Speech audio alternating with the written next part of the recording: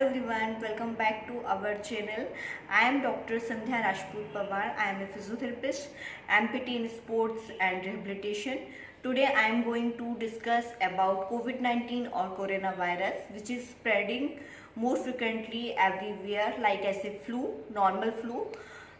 तो इस सिचुएशन में जब ये कोविड हर जगह हो रहा है, पहले ये बड़े बड़े सिटी या महानगरों में था, लेकिन आज की सिचुएशन में ये गांव में और रूरल एरिया में बहुत तेज़ी से फैल रहा है। इस कोविड की चेन को आप कैसे तोड़ सकते हैं, कैसे खुद को सेफ रख सकते हैं, अपनी फैमिली को। आजकल ये अफवाहें भी बहुत ज़्यादा फैल रही हैं कि कोविड वैक्सीन लगवाने के बाद भी लोग मर रहे हैं, और अगर कई लोगों को सिम्टम होते हैं फिर भी वो कोविड की टेस्ट नहीं करवाते हैं, क्योंकि उनके अंदर ये डर भरा रहता है कि अगर कोरोना निकला तो उनके साथ बहुत अजीब सा बिहेव किया जाएगा और उनके साथ उन्हें ले जाएंगे, क्वारंटाइन कर देंगे। तो इस वजह से, डर की वजह से भी लोगों आजकल सामने नहीं आ रहे हैं और प्रॉपर ट्रीटमेंट नहीं ले रहे हैं। तो अब मैं आपको बताना चाह रही हूँ कि कोविड को आप एज ए नॉर्मल फ्लू की तरह ही लें, घबराएं नहीं ऐसे सिचुएशन में भी, क्योंकि ये बहुत तेज़ी से स्प्रेड हो रहा है। और सबसे बड़ी दिक्कत की बात ये हो रही है कि अब ये महानगरों से निकलकर जो विलेज और रूरल एरिया है, जहाँ कंजेस्टेड आबादी है, सघन आबादी है, ये वहाँ पे पैर पसार रहा है। आज के इस वीडियो में मैं आपको बताने जा रही हूँ इससे रिलेटेड, आपको कोई सिम्टम होते हैं कोविड से रिलेटेड तो आपको कैसे ट्रीट करना है।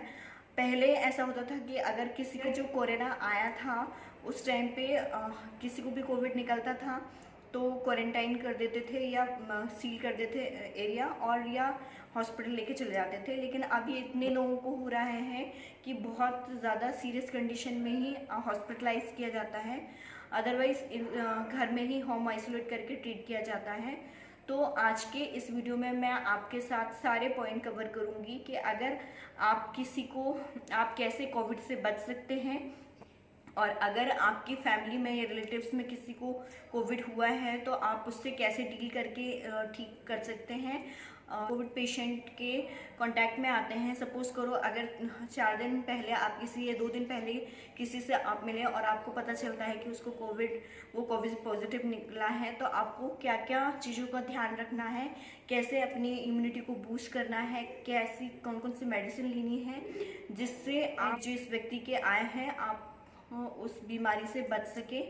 और की फैमिली में कोई किसी को कोरोना हो चुका है तो आप कांटेक्ट में आ रहे हैं या पहले से उसके कांटेक्ट में थे, तो आप अपनी बाकी फैमिली को कोरोना से कैसे बचा सकते हैं, इसके लिए मैं आपको कुछ प्रिवेंटिव मेजर भी बताऊं। प्लीज़ इसको लाइक ज़रूर करिएगा और ज़्यादा से ज़्यादा वीडियो को शेयर करें ताकि ये वीडियो और लोगों के काम भी। ये वाला जो सेकेंड स्ट्रेन जो कोरोना का आया है इंडिया में, वो बहुत तेज़ी से स्प्रेड हो रहा है। हालांकि घबराने की कोई बात नहीं है, ये ठीक भी किया जा सकता है, लेकिन फिर भी लोग डिप्रेशन में और स्ट्रेस से आके ही घबरा जा रहे हैं और इसी वजह से शायद डेथ रेट ज़्यादा बढ़ रहा है। लेकिन ऐसी कोई बात नहीं है। इम्यूनिटी को कैसे बूस्ट करें, और हैंड हाइजीन के ऊपर भी वीडियो बनाए हैं जो मेरे चैनल पर हैं, तो उनकी लिंक मैं डिस्क्रिप्शन बॉक्स में दे दूंगी। तो आपके लिए इम्यूनिटी की इस सिचुएशन में आपको अपनी इम्यूनिटी कैसे बूस्ट करनी है, सी बहुत अच्छे से लेना है, जो कि हमारी बॉडी की रिकवरी में बहुत हेल्प करता है। और विटामिन सी होता है नींबू में और संतरा में, तो आपको विटामिन सी लेना है, विटामिन डी भी लेना है आपको। विटामिन डी के आप शस्ये ले सकते हैं, और नेचुरल धूप तो आपको लेना ही लेना है। विटामिन सी, डी और बी बहुत ज़्यादा हेल्पफुल है। बाकी आप मल्टीविटामिन की कोई भी टैबलेट ले सकते हैं। आपको रेगुलर ठंडी चीज़ों से बचना है, क्योंकि कफ कोल्ड के सिम्टम इजीली आ जाते हैं। तो आपको हल्का गुनगुना पानी पीते रहना है और गर्म चीज़ें आपको खाते रहना है। तो ये भी आपको देना है, स्टीम लेते रहें आप इन चीज़ों से। और जो हमारे जो नेचुरल मसाले आप बोल सकते हो, जैसे लहसुन हुआ है, अदरक हुआ है, काली मिर्च, लौंग, गरम मसाले, ये आपको अपने नॉर्मल डाइट में भी करने हैं, यूज़ करने हैं, ताकि है वो बढ़े। तो ये आपको इम्यूनिटी को बढ़ा। How to boost your immuno system against corona virus.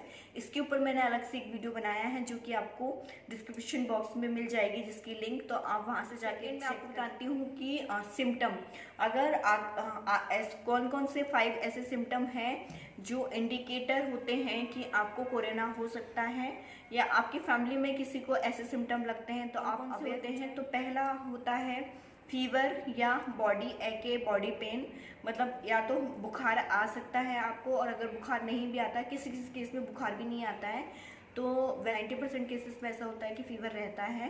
पर कुछ केसेस में ऐसे होते हैं जहाँ बुखार भी नहीं आता है, कोई भी एक सिम्टम आ जाएगा, जैसे टेस्ट चला जाता है, स्मेल चली जाती है।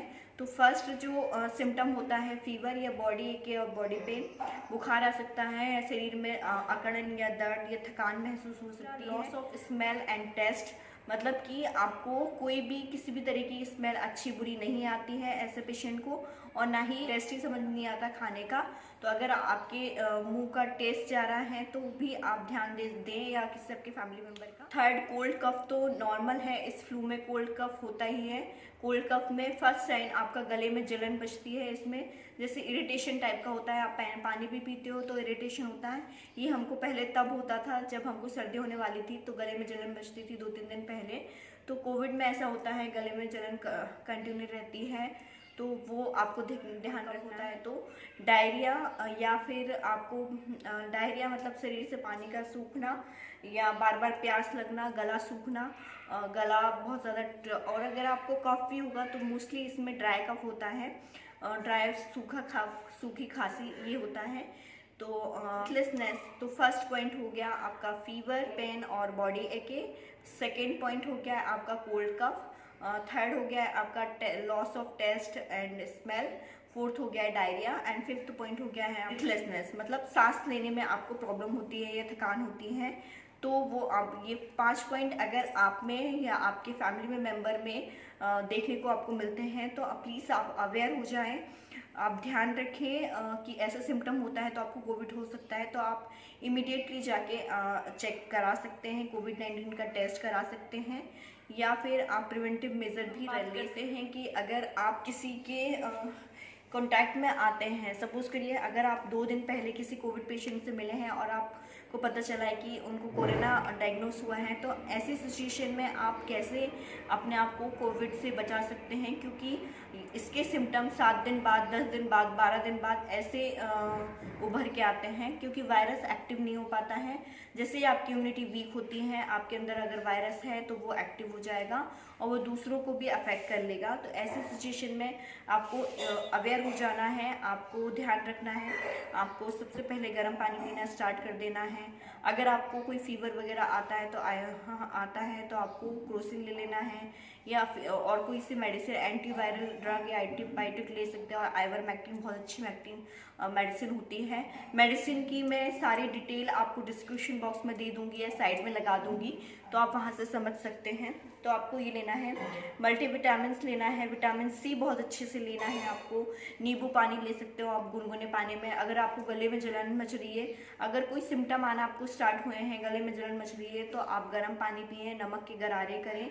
ये आपको बहुत अच्छे से लेना है। धूप लेना है, स्टीम लेना है आपको, गर्म पानी की आप भाप बहुत अच्छे से लें नोज के थ्रू, ताकि वायरस अगर आपके अंदर पहुंच भी गया है तो वो एक्टिवेट ना हो पाए, वहीं के वहीं अपना दम तोड़ के। अगर आपको कोविड हो चुका है और आप डायग्नोस हो चुके हैं, कोविड आपको है, आपने कोविड-19 का टेस्ट करा लिया है और आप होम क्वारंटाइन है, जैसे कि होम क्वारंटाइन किया जा रहा है आजकल बहुत तेज़ी से, तो आपसे बाकी लोगों को भी फैमिली में स्प्रेड होने के चांसेस रहते हैं। तो जल्दी से पहले तो सबसे पहले आपको सारे फैमिली मेम्बर्स के टेस्ट करा लेने हैं, ताकि कोई और अगर अफेक्टेड है तो उसका पता चल के और उसको भी इमीडिएट आइसोलेट किया जा सके। तो आपको ये भी ध्यान रखना है।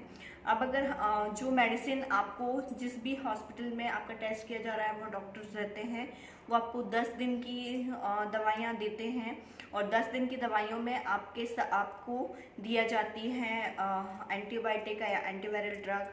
उसके बाद आपको दिया जाती है कोई भी पैरासीटामोल, विटामिन सी या मल्टीविटामिन के टैबलेट शिपल से दिए जाते हैं, विटामिन डी दिया जाता है। ये सारी टैबलेट आपको कोविड के मतलब कोविड में सिम्टोमेटिक ट्रीटमेंट किया जाता है, क्योंकि स्पेसिफिक अभी इसका कोई ट्रीटमेंट ऐसा डायग्नोस नहीं हुआ है। तो सिम्टोमेटिक मतलब आपके सिम्टम से रिलेटेड, जैसे कफ से रिलेटेड हो गया है ना, फीवर से रिलेटेड हो गया है, बॉडी के से रिलेटेड हो गया है, इससे रिलेटेड ही ट्रीटमेंट अभी किया जा रहा है और वो काफ़ी सक्सेसफुल भी है। अनटिल अनलेस अगर आपको कोई सीवियर या कोई सेकेंडरी बीमारी नहीं है, जैसे कि बीपी या शुगर का इशू नहीं है, तो काफ़ी अच्छे से आप 10-14 दिन के क्वारंटाइन में आप ठीक होकर निकल सकते हैं। लेकिन फिर भी आपको 4-5 दिन जो मेडिसिन आपको वहाँ से दी गई हैं आप वो ले सकते हैं। इसके साथ ही आपको जो 5 मेडिसिन है 5 डेज तक के लिए आपको अपनी फैमिली के दूसरे मेंबर को भी देना है, और वो कैसे कैसे देना है उसकी डिटेल भी आपको मिल जाएगी और बाकी मैं डिस्क्रिप्शन बॉक्स में प्रोवाइड करा दूंगी। अगर आपकी फैमिली में और मेंबर हैं तो उन सबको भी आपको ये मेडिसिन 5 गैजेट्स जो आपको अपने घर में रखने हैं, और जिसमें से 2 मोस्ट इम्पोर्टेंट हैं। अगर आप 3 नहीं भी रखें तो भी चलेगा, लेकिन 2 आपको रखने हैं अगर आप होम आइसोलेशन में हैं तो। फर्स्ट है थर्मामीटर, आपका टेम्परेचर चेक करने के लिए। अगर आपका टेम्परेचर 100 डिग्री से ज़्यादा आता है कंटिन्यू तो आपको अपने डॉक्टर से कंसल्ट करना है। और पल्स ऑक्सीमीटर होता है, उसमें अगर आपका जो ऑक्सीजन का लेवल है वो 95 से कम आ रहा है तो भी आपको इमीडिएट अपने डॉक्टर से बात करना है। पल्स ऑक्सीमीटर में आपको दोनों को ही पता चल जाएंगे, पल्स भी आप 94 से ऊपर नहीं जानी चाहिए। अगर आपकी जा रही है तो आप इमीडिएट अपने डॉक्टर से कंसल्ट करें। तो ये वाइटल साइन भी आप अपने ध्यान रखें और अपने जो भी होम क्वारंटाइन में हैं आपके साथ उनकी मॉनिटरिंग करते रहें। अगर उनको सांस लेने में कंटिन्यू प्रॉब्लम हो रही है तो आप स्पायरोमीटर भी ले सकते हैं, जो कि एक 3 मॉडलिटीज़ एक मशीन आती है जिसमें 3 ट्राई बॉल होती हैं और उनको इनहेल अगर आप जो फोर्सफुली इनहेल करेंगे तो वो ऊपर जाती हैं। अगर वो तीनों बॉलें अच्छे से जा रही है तो इसका मतलब है आपकी लंग कैपेसिटी काफ़ी अच्छी है। तो ये भी आपको ध्यान रखना है, आप वो ले सकते हैं। शुगर मेजरिंग करना बहुत ज़्यादा ज़रूरी है ऐसे पेशेंट में।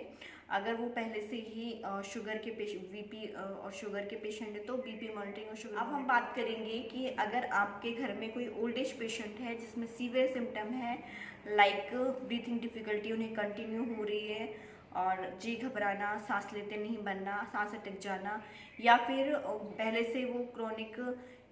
से वो स्मोकर रहे हैं, अल्कोहलिक रहे हैं, तो ऐसी सिचुएशन में आपको ध्यान रखना है उनकी लंग की कैपेसिटी बढ़ाने के लिए। तो सबसे बेस्ट होता है आपको ब्रीथिंग एक्सरसाइज करना है। ब्रीथिंग एक्सरसाइज में आप एब्डोमिनल ब्रीथिंग और पर्स लिप ब्रीथिंग कर सकते हैं। फिजियोथेरेपी का भी बहुत अच्छा रोल होता है कोविड पेशेंट को रिकवरी को फास्ट करने के लिए। और अगर पॉसिबल हुआ तो इसके ऊपर मैं अलग से वीडियो बना दूंगी थेरेपेटिक एक्सरसाइज के ऊपर, कि जो आप कोविड पेशेंट में कर सकते हैं। लंग की कैपेसिटी को इम्प्रूव करने के लिए, इन्हेंस करने के लिए फिजियोथेरेपी का बहुत अच्छा रोल है। तो उसमें फर्स्ट होती है breathing exercise. Normal breathing exercise भी आप कर सकते हैं, नाक से गहरी गहरी सांस लेना, मुंह से छोड़ना, पेपर ब्लोइंग, जोर से फूंक मारना, जैसे कि आप पेपर उड़ा रहे हो, पेपर ब्लोइंग कहा जाता है उसको। गहरी गहरी सांस खींचना और या जो अनुलोम विलोम करना, ये प्राणायाम वगैरह आप करें ब्रीथिंग कैपेसिटी को इम्प्रूव करने के लिए। जेंटल वॉकिंग आप कर सकते हैं। इसके अलावा आपको स्टीम लेना है, गर्म पानी की भाप लेते रहना है, गर्म पानी पीना है, नमक के गरारे करना है, कफिंग करना है। कफिंग करते टाइम आप ध्यान रखें कि अगर पेशेंट है तो आप अकेले में कफिंग करें, किसी के सामने कफिंग नहीं करें, क्योंकि वायरस कफ के थ्रू बहुत जल्दी से स्प्रेड होता है।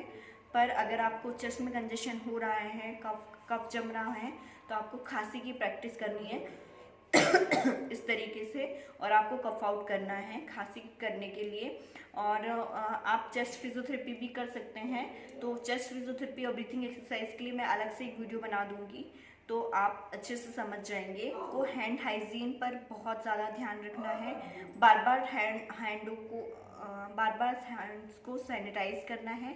7 स्टेप ऑफ हैंड हाइजीन पर भी मैंने अलग से एक वीडियो बनाया है, तो अगर आपने वो वीडियो नहीं देखा है तो उसकी लिंक भी आपको डिस्क्रिप्शन बॉक्स में मिल जाएगी, आप चेकआउट कर सकते हैं। खुद को सैनिटाइज करना, हैंड हाइजीन, हैंड वॉश करना और बार बार अच्छे से नहाना, और छींकते टाइम आपको ध्यान रखना है, मास्क लगा के रखना है। ये सारे, अगर आपके घर में किसी को एक को भी सिम्टम है तो आप उसको आइसोलेट कर दीजिए, या आप खुद समझदार हैं तो खुद से आइसोलेट हो जाइए, ताकि आपकी वजह से कोई दूसरा रिस्क में नहीं जाए। क्योंकि जिन लोगों को पहले से सेकेंडरी कोई डिसीज़ है, लाइक बीपी हुआ, शुगर हुआ, थायराइड हुआ, तो उस केसेस में उनको दिक्कत हो जाएगी। बाकी नॉर्मली कोविड बहुत नॉर्मल फ्लू की तरह है, और आसानी से आप इसको 10 से 14 दिन के होम क्वारंटाइन मेडिसिन के साथ, ट्रीटमेंट के साथ आप ठीक होकर बाहर निकल सकते हैं। तो अगर आप अगर आप पॉजिटिव हैं या आपके अंदर कोई सिम्टम लग रहा है, लाइक आपको कुछ भी नहीं हो रहा है, आप बिल्कुल हेल्दी हो, लेकिन फिर भी आपके हाथ पैर दुख रहे हैं, गले में जलन मच रही है, या अब फीवर आ रहा है, तो आप थोड़ा सा अवेयर हो जाएं, अलर्ट हो जाएं, और खुद को आइसोलेट कर लें और सोशल डिस्टेंसिंग मेंटेन करके चलें। गांव में और विलेज में, रूरल एरिया में ये बहुत ज़्यादा फैल रहा है, क्योंकि यहाँ पे सोशल डिस्टेंसिंग फॉलो नहीं की जाती है, सोशल गैदरिंग ज़्यादा होती है। तो ऐसी जगह आप ज़्यादा से ज़्यादा कोरोना फैल रहा है तरीके से भी ले सकते हैं। वैसे मेडिसिन की सारी डिटेल मैं आपको डिस्क्रिप्शन बॉक्स में प्रोवाइड करा दूंगी, तो आप वहाँ से चेकआउट कर सकते हैं। अगर आपकी कोरोना से रिलेटेड या फिजियोथेरेपी ट्रीटमेंट से रिलेटेड या कुछ और भी क्वेरी है, तो आप मुझे कमेंट बॉक्स में कमेंट करके पूछ सकते हैं, मैं आपको ज़रूर रिप्लाई करूँगी। अगर वीडियो अच्छा लगता है तो प्लीज़ इसको लाइक करें। इस वीडियो को प्लीज़ ज़्यादा से ज़्यादा लाइक करें, शेयर करें अपनी फैमिली में, फ्रेंड्स में, अपने दोस्तों के साथ, ताकि वो अवेयर हो सके इस वीडियो को देखकर। और अगर आप मेरे चैनल पर नए हैं तो प्लीज़ इसको बेल आइकन के साथ सब्सक्राइब ज़रूर करें, ताकि मेरे आने वाली वीडियो की नोटिफिकेशन आपको मिलती रहे। Thank you.